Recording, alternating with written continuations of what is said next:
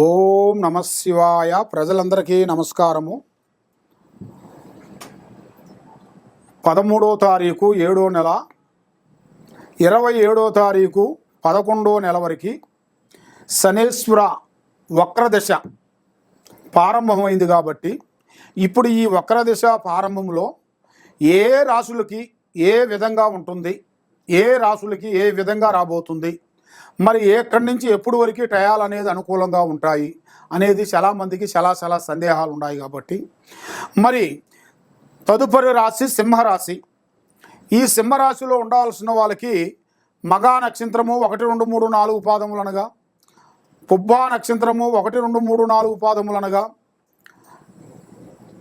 ఉత్తరాపాద నక్షత్రము 1 పాదం అనగా కలిస్తేనే సింహరాశి ఫలితాలు. ఈ సింహరాశిలో ఉండవలసిన వాళ్ళందరికీ అదృష్టము, జీవితము, లలాటకము, యోగము.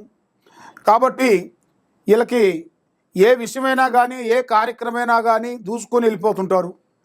ఇవాళ ఉండదు, ఇవాళ లేదు అంటూ బాధపడే మనస్తత్వం కలిగిన వాళ్ళు. మరి ఏ విషయమైనా కూడా యథార్థంగా మాట్లాడుతుంటారు, మొహం ముంగలు మాట్లాడుతుంటారు. ఏ విషయం వచ్చినా కూడా ఇవాళ ఉన్నది, ఇవాళ లేదు అంటూ బాధపడే మనస్తత్వం కలిగిన వాళ్ళు కాదు.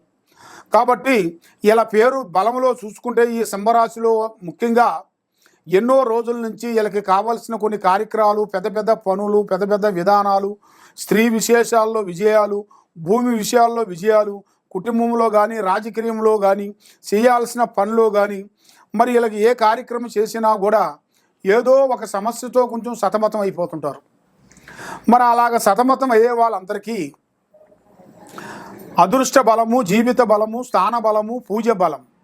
ఆ పూజ బలం వలన మనశ్శాంతి కొంచెం వెనక్కి వెళ్ళిపోతుంటుంది, చేతిగాడుకు వస్తుంటుంది, నోటికి అందుకోకుండా పోతుంది. మరి ఈ సింహరాశిలో ఉండవలసిన వాళ్ళకి ఒక స్త్రీ నుంచి జాతక యోగం రాబోతుంది. ఆ స్త్రీ వల్ల ఇలా జాతక దిశ అనేది తిరిగే యోగం అనేది రాబోతుంది. మరి వీళ్ళకి ముఖ్యంగా నాగదోష బంధన, చెడుదోష బంధన ఇలాంటివి ఎక్కువగా కనబడుతున్నాయి. మరి నరదిష్టి ప్రభావం కూడా వీళ్ళ మీద ఎక్కువగా ఉండడం దాని వలన ఏ కార్యక్రమం చేసినా, ఏ పని చేసినా కూడా చేతిగాడికి వచ్చి చేజారిపోవటం, మనశ్శాంతి లేకోకుండా ఉండటం, నమ్మిన బంధువులతో కొన్ని సికాకులు రావటం, నమ్మిన అన్నదమ్ములు కానీ, అక్క చెల్లెళ్ళు కానీ, రక్తపాశం విషయాల్లో కూడా చాలా వరకు కొన్ని సమస్యలు కొన్ని ఎదురవుతున్నాయి. మరి ఇలా జాతక యోగంలో ఇప్పుడు కొన్ని దశ మార్పులు అనేది కొన్ని దగ్గరికి వస్తున్నాయి. మరి అది విద్యా రంగంలో అయినా కానీ, వ్యాపార రంగంలో అయినా కానీ, ఉద్యోగ రంగంలో అయినా కానీ మార్పులు, చేంజెస్ అనేది అతి దగ్గరలో వీళ్ళకి కొన్ని కనబడుతున్నాయి. మరి ఇప్పుడు టయాలు కూడా అంత అనుకూలంగా లేని దాని వలన మనసు ఒక దుక్కున, పని ఒక దుక్కునుగా కనబడుతుంది. కాబట్టి మరి వీళ్ళు ఎన్నో రోజుల నుంచి ఎంతో కష్టపడుతుంటారు. చెడము తీరికుండదు, దమ్మెడ ఆదాయం ఉండదు. ఎంత సంపాదించినా కూడా తినేదానికి దానికే పోతుంటుంది. మరి ఎందువల్ల అవుతుంటుంది ఏమిటా అని చాలామందికి చాలా సందేహాలు చాలా ఉన్నాయి.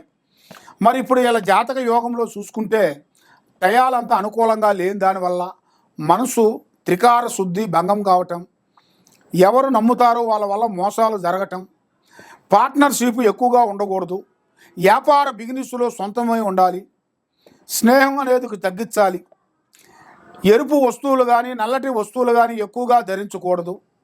మరి వాహన ప్రాబ్లమ్స్ అనేది ఎక్కువగా కనబడుతున్నాయి. వాహనంలో కూడా ఎరుపు కానీ నలుపు కానీ ఎక్కువగా వాడకూడదు. దానివల్ల మీకు లేనిపోయిన సమస్యలు, లేనిపోయిన విధానాలు కొన్ని వచ్చే సిచ్యువేషన్లు కొన్ని కనబడుతున్నాయి. కాబట్టి రావు దశ మీకు ప్రారంభం అవుతుంది. కాబట్టి ఈ రావు దశలో మీకు పెద్ద కార్యక్రమాలు కొన్ని పూర్తి చేయగలుగుతారు. ఆ లక్ష్మీదేవత మీ చేతిలో నిలబడుతుంది. కాబట్టి వ్యాపార రంగంలో ఉండవలసిన వాళ్ళకి, వ్యవసాయ రంగంలో ఉండవలసిన వాళ్ళకి కొన్ని మార్పులు, కొన్ని చేంజెస్లు కొన్ని రాబోతున్నాయి.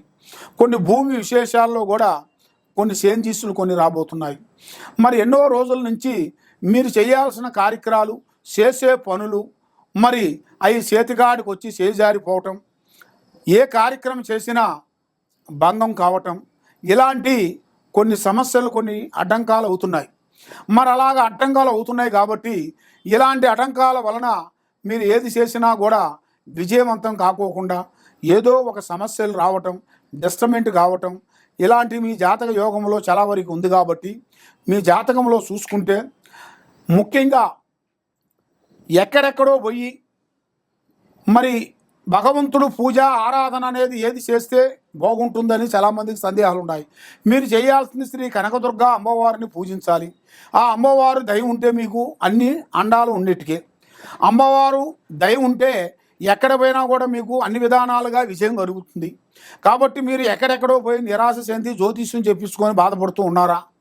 తప్పకుండా ఈ కింద ఉండాల్సిన నెంబర్కి సంప్రదించినట్టుగైతే మీ పేరుని బట్టి సమయాన్ని బట్టి జాతకం ఎలా ఉందో అనేది చూసి చెప్పగలుగుతాం. ఏ సమస్యకైనా ఒక పరిష్కారం అనేది మన దగ్గర దొరుకుతుంది.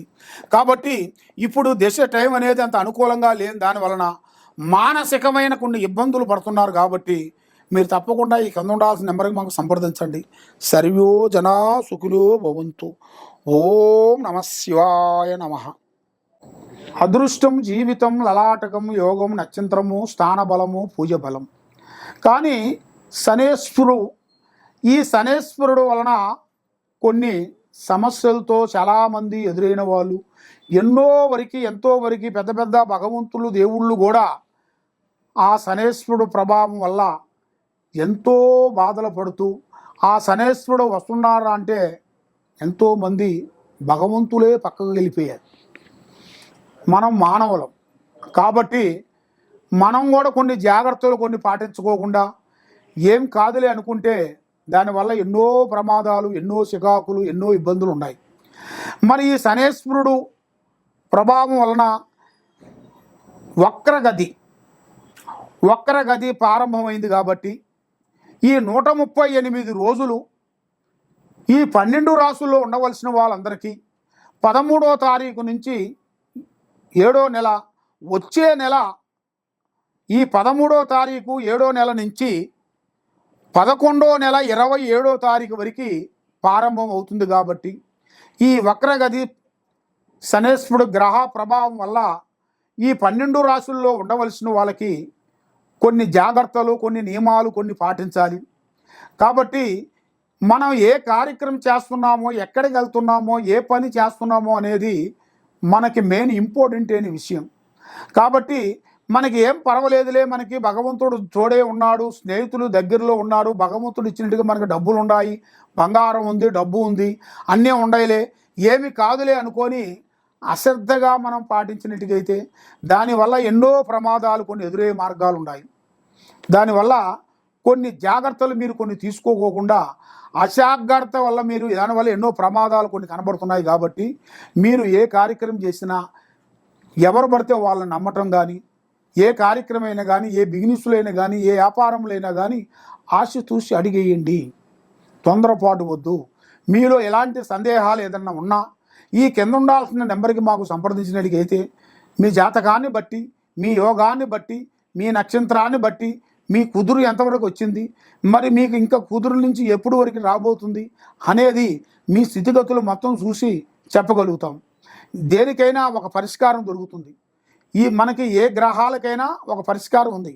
ఆ గ్రహాలని మనం దాన్ని పట్టుకొని దాని గురించి పూజా బలం వేసి, తమలపాకులు అంజనం వేసి మీ గురించి మేము చూసి, ఎలాంటి ప్రాబ్లం ఉన్నా కూడా చూసి, మీకు ఎలాంటి శాతపడి చేసిరా, ఎలాంటి బాణావతి చేసిరా, ఎలాంటి పూజ చేసిరా, మరి మీకు ఎందుకు ఇలా జరుగుతుంది, ఇంట్లో ఎందుకు భార్యాభర్తల మధ్యలో గొడవలు జరుగుతున్నాయి, ఎందుకు అన్నదమ్ముల మధ్యలో గొడవలు జరుగుతున్నాయి, ఎందుకు అక్కచెల్లెల మధ్యలో కొన్ని బాధలు జరుగుతున్నాయి, మరి మీ కోర్టు చుట్టూ ఎందుకు తిరుగుతున్నారు, పోలీస్ స్టేషన్ చుట్టూ ఎందుకు తిరుగుతున్నారు, మరి మీకు ఎందుకు ఇలా జరుగుతుంది అనేది మీకు చాలామందికి చాలా సందేహాలు ఉన్నాయి. కాబట్టి మమ్మల్ని ఒకసారి సంప్రదించినట్టుగైతే మీ కుటుంబాన్ని బట్టి, మీ జాతకాన్ని బట్టి, మీ నక్షత్రాన్ని బట్టి మేము గణిత చక్రం వేసేసి, పూజా బలం వేసి, తమలపాకులు అంజనం వేసి, మీకు ఎలాంటి సమస్య ఉన్నా కూడా మేము చూసి దానికి తగ్గ పరిష్కారం మేము చూసి చెప్పగలుగుతాం.